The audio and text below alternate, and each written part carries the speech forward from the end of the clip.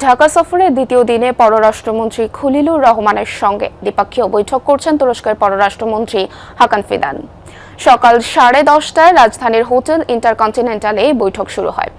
পররাষ্ট্রমন্ত্রীর বৈঠকে নির্ধারিত কোনো আলোচ্যসূচি না থাকলেও বাণিজ্য ও বিনিয়োগের পাশাপাশি প্রতিরক্ষা সহযোগিতা, নিরাপত্তা সংলাপ ও আন্তর্জাতিক ইস্যুতে সমন্বয়ের মতো প্রসঙ্গগুলো সামনে আসতে পারে।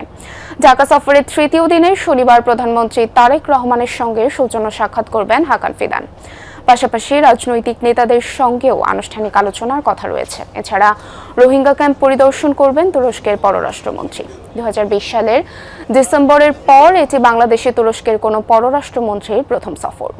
রাজধানীর হোটেল ইন্টারকন্টিনেন্টালে পররাষ্ট্রমন্ত্রী খলিলুর রহমান ও তুরস্কের পররাষ্ট্রমন্ত্রী হাকান ফিদানের বৈঠক চলছে। সেখানে আছেন সহকর্মী আহমেদ রেজা। আলোচনায় কোন বিষয়গুলো প্রাধান্য পাচ্ছে, বিস্তারিত জানাবেন।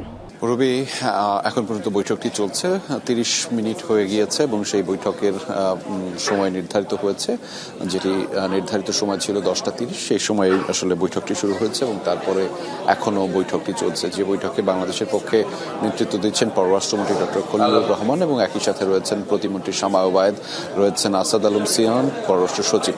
তারা আসলে সেখানে বৈঠক রয়েছেন এবং হাকান ফিদান সফররত তুরস্কের পররাষ্ট্রমন্ত্রী, তিনিও আসলে তার সাথে সেই বৈঠকটি হয়েছে এবং সেখানে আলোচনায় গুরুত্ব পাবে যেটি হচ্ছে রাজনৈতিক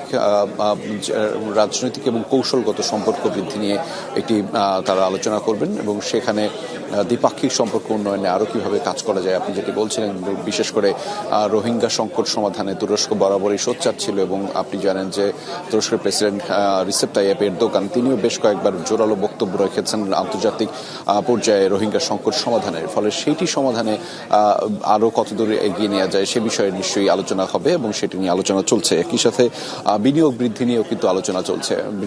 দ্বিপাক্ষিক সম্পর্ক উন্নয়নে বিনিয়োগ একটি গুরুত্বপূর্ণ বিষয়, যে বিনিয়োগ বৃদ্ধিতে তুরস্কর পক্ষ থেকে বাংলাদেশে বিনিয়োগ বৃদ্ধিতে আরও কি ধরনের কাজ করা যায় সেটি নিয়েও আসলে কথা রয়েছে এবং কৌশলগত যে সম্পর্ক বৃদ্ধির ক্ষেত্রে বেশ কিছু বিষয়ে আলোচনা করা হয়েছে এবং সেটির মধ্যে হচ্ছে যে প্রতিরক্ষা সহযোগিতা, নিরাপত্তা সংলাপ এবং আন্তর্জাতিক যে সমস্ত ইস্যু রয়েছে সেই ইস্যুগুলো নিয়েও কিন্তু দ্বিপাক্ষিক সেই আলোচনায় বিভিন্ন বিষয়ে কথা চলছে ইতিমধ্যে নিশ্চয়ই এবং সেটি শেষেই এটি দু দেশের পক্ষ থেকে একটি জয়েন্ট প্রেস ব্রিফিং হবে, সেখানে বিস্তারিতভাবে জানানো হবে। পুরবি।